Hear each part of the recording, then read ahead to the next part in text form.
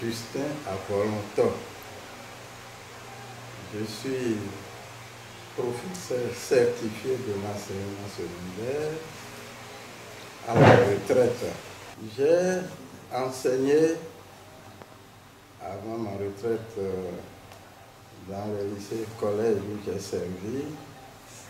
J'ai enseigné l'histoire et la géographie. À l'époque, on enseignait, je crois que ça continue toujours, on enseigne un couple de disciplines. Et si vous êtes historien ou géographe, vous enseignez obligatoirement la seconde discipline. Eh bien, je suis admis à faire voilà mon droit à la retraite il y a 20 ans.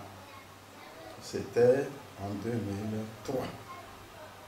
Et nous sommes en 2023 aujourd'hui. Et certains de mes amis, de mes collègues du secondaire qui enseignent à l'université m'ont demandé de m'inscrire là-bas pour passer mon temps à quelque chose de plus sérieux. Ce que j'ai accepté de faire. Et aujourd'hui, cela a été couronné par un doctorat thèse unique en histoire, ce qui me permet d'enseigner aujourd'hui l'histoire des antiquités africaines à l'université d'Abomey Calavi. Quel souvenir vous avez gardé du lycée Topha?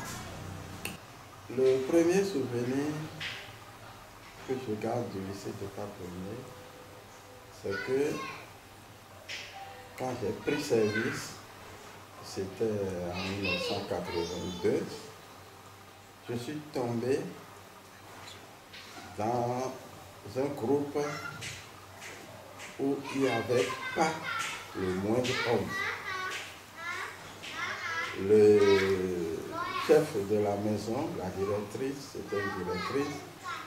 Le censeur, c'était une femme. La surveillante générale, c'était une femme. Mais avec mon arrivée, on a nommé également un surveillant général en la personne de Roussine Aubin. Alors donc, le premier souvenir, c'est celui-là. J'arrive dans un monde de femmes. Et je me suis dit, ce que j'ai souvent entendu dire, c'est que les femmes aiment parler des autres femmes, de leur tenue, de ce qui ne va pas chez elles. Je dis, est-ce que je pourrais m'en sortir? Je suis le seul homme. Mais ça n'a pas du tout été le cas. J'ai même compris que certaines parmi elles m'en apprendraient. Il y en a qui, parmi ces femmes-là, par exemple, le censeur, Madame Akaï, j'ai mis du temps pour être un peu à son niveau. Hein. Madame Akaï, c'est une femme une femme de poigne, voyez-vous. Ne parlons plus de la directrice, Madame Pouillon-Félicie. Alors celle-là, tout le monde l'appelait la dame de fer. Et effectivement, elle l'était. Elle ne reculait devant aucun obstacle. Aucun. Quand vous avez n'importe quelle difficulté, voilà une femme qui n'hésite pas à prendre sa voiture et à aller s'asseoir devant le bureau du ministre pour exiger qu'il la reçoive avant qu'elle ne retourne chez elle. Et elle a toujours obtenu gain de cause. Donc, nos problèmes au lycée étaient réglés en grande partie par cette dame de poigne. Ça, je me rappelle toujours cela. L'autre souvenir que j'avais, que je continue d'avoir du lycée Topha Premier, c'est que presque tous les enseignants du lycée sont des Français. Ils étaient presque tous, en tout cas, si je dois faire évaluer, je dirais, les 80% des enseignants du lycée étaient de nationalité française. Je crois qu'il y avait un accord entre le Bénin et la France pour cela à l'époque. Et les lycées donc, étaient pourvus en enseignants français. Et là, le travail marchait très bien. Un jour, on était en devoir, j'étais le censeur, et je vivais à l'intérieur du lycée, parce que j'avais une résidence qui était juste derrière mon bureau. Mais on devait lancer les devoirs à 15 heures. On a démarré depuis le matin. Et moi, je prenais mon temps au domicile. J'ai fini par m'habiller. Je suis arrivé au bureau. Je n'ai jamais oublié. À 15 heures, 3 minutes, presque tout le personnel enseignant était déjà aligné devant mon bureau, rien que des Français. Et j'ai compris avec le regard qu'ils posaient sur moi, ils se disaient peut-être, oh, ces Africains-là, ils ne savent pas qu'il faut respecter l'heure. J'ai compris. Et je vous le dis, tout cela m'a corrigé. Ce regard, le regard-là que j'ai subi ce jour, à 15h03, ça m'a corrigé et je n'ai plus jamais, n'est-ce pas, commis un tel retard jusqu'à la fin de mon séjour à Topapoyo. Il y a plein de souvenirs, si on doit parler de souvenirs. Je dirais que le jour où je devais passer service, alors là, il y a un souvenir, hein, et j'en garde toujours le souvenir. Ce jour-là, tout se passait bien, tout le monde était en joie. Moi, je quittais le cours de Sansorat pour diriger à Cotonou le CMG ex-protestant, qu'on appelle le CSP, naturalisé alors par l'État. Donc on était tous dans la joie. Et puis, quand la cérémonie de passation de service devait prendre fin, la directrice de l'établissement, Madame Poyon-Félicie, a eu droit à la parole. On lui a donné la parole. Elle s'est mise à parler et quand elle a dit, ah, censeur, tu vas vraiment partir, devant tout le monde, il y avait les représentants, le directeur départemental, les représentants des syndicats, les représentants des professeurs, des élèves, des parents, tout le monde, devant ce beau parterre de monde, la directrice a éclaté en sanglots. Madame Poyon-Félicie a éclaté en sanglots. Je n'en revenais pas. Donc, ce souvenir, je l'ai toujours en tête. Je l'ai toujours en tête. Il y a un autre souvenir, je ne sais pas s'il faut en parler ici. Quand, chez moi, au village, il y avait une cérémonie, mon chef de famille est décédé il y a longtemps, et on devait prendre un autre chef, c'est un prince la paumée, etc. Donc c'est une cérémonie grandiose. Mes collègues français du lycée Topapoyo ont exprimé le désir d'assister à cette cérémonie. Je les ai donc naturellement invités.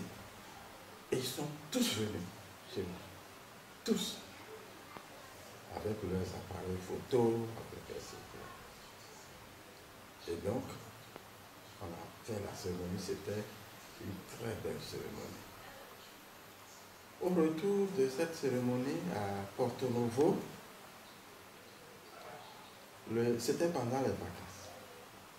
L'un de mes collègues français, M. Rimbaud, m'a dit, monsieur le censeur,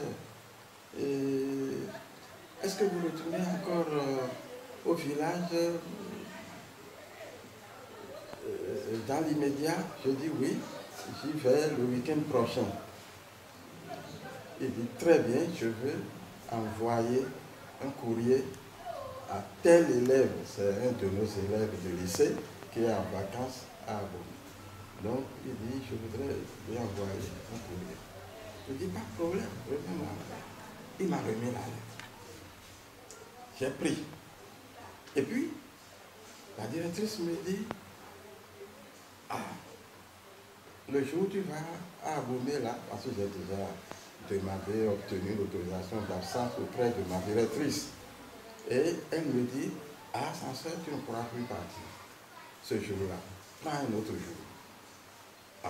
D'accord. Donc je ne suis plus parti.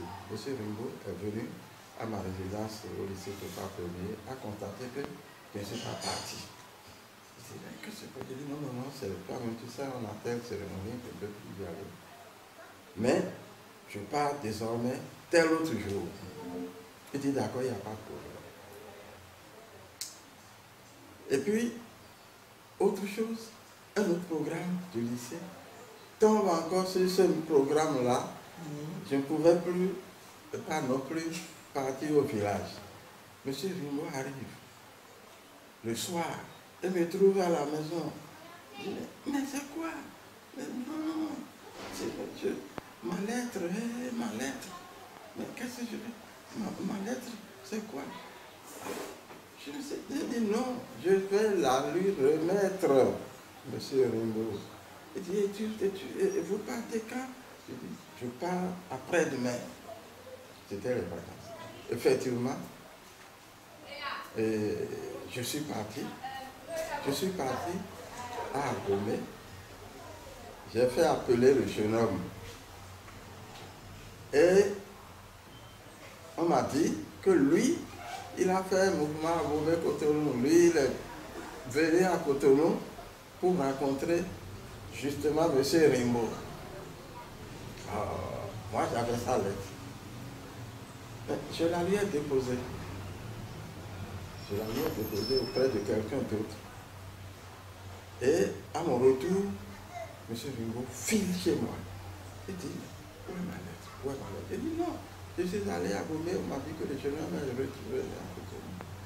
Et puis, à Porto Novo, je voulais dire, quand j'ai dit Cotonou, c'était une Cotonou. Et il dit, oh, ma lettre est entre tes mains, bizarre maintenant. Ça m'a paru moi-même bizarre de l'entendre dire ça. Ma lettre, ma lettre, ma lettre. Et cette affaire-là, ça paraît curieux. C'est curieux ça. Et il me dit, j'ai mis beaucoup d'argent dedans. Il faut aller, il faut me la chercher, cette lettre. Dans l'enveloppe, j'ai mis tellement d'argent.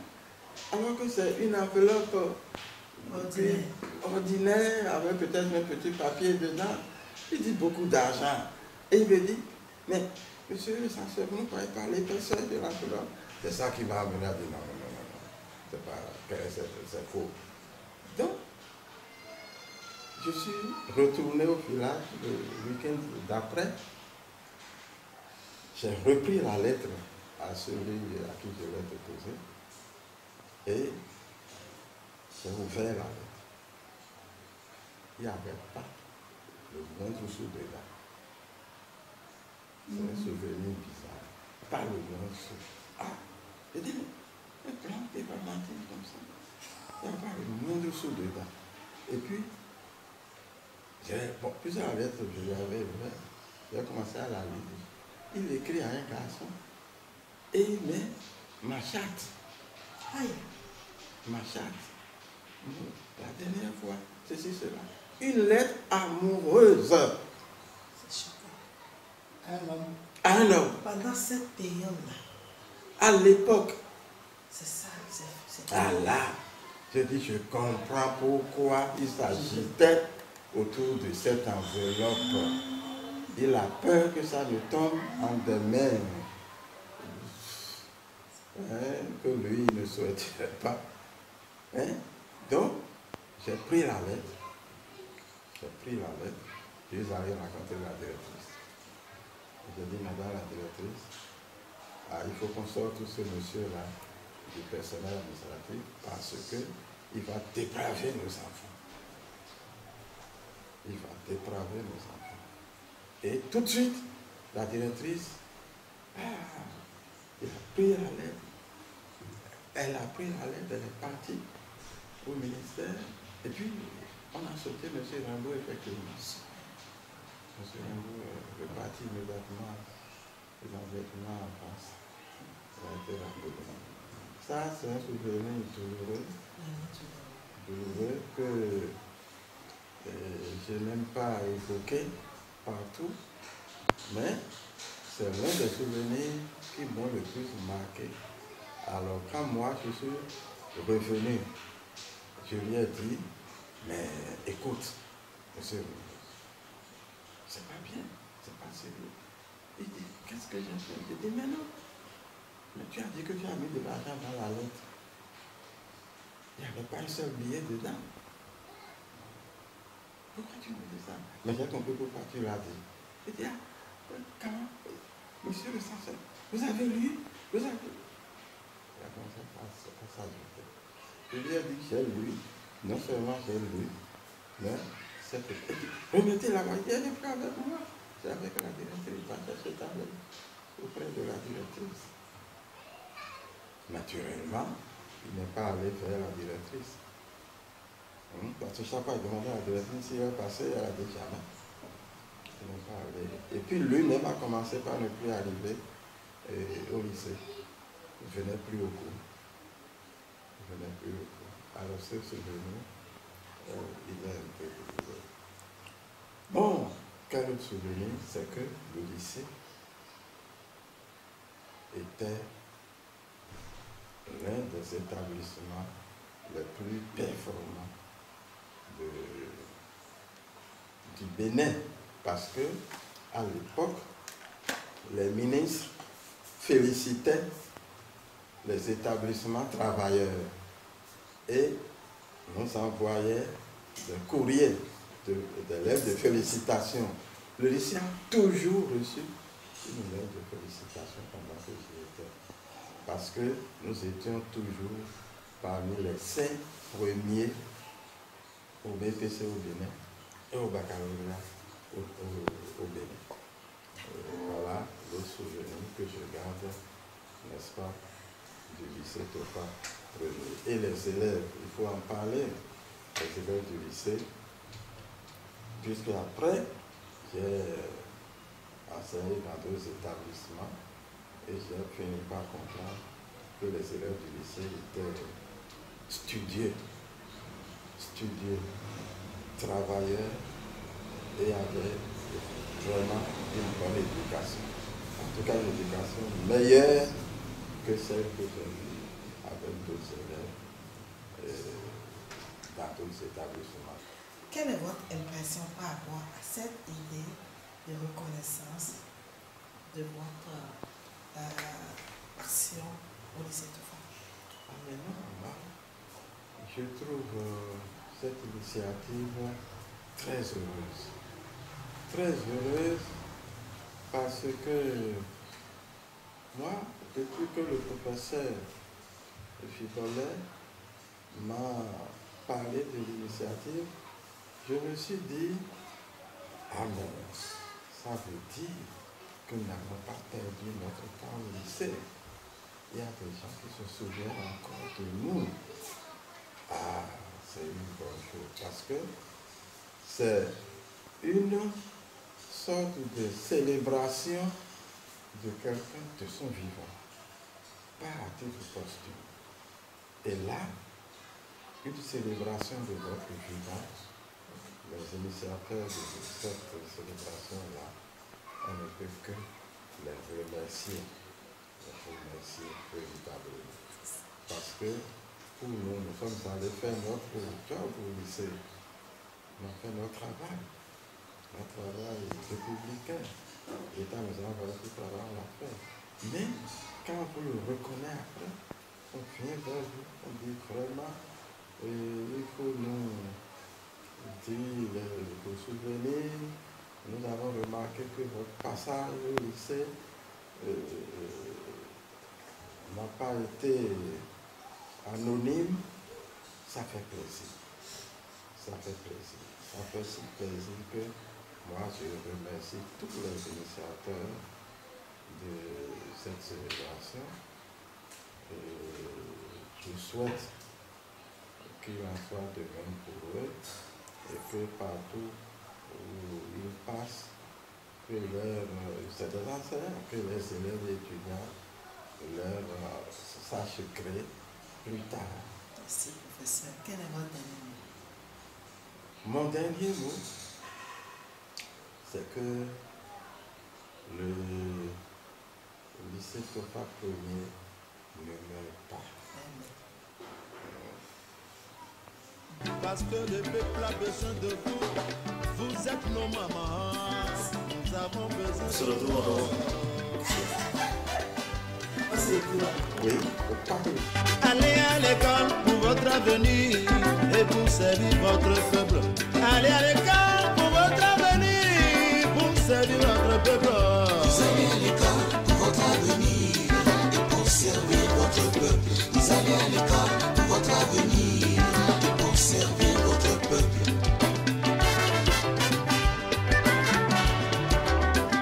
Vous allez à l'école pour votre avenir et pour servir votre peuple. Vous allez à l'école pour votre avenir et pour servir votre peuple.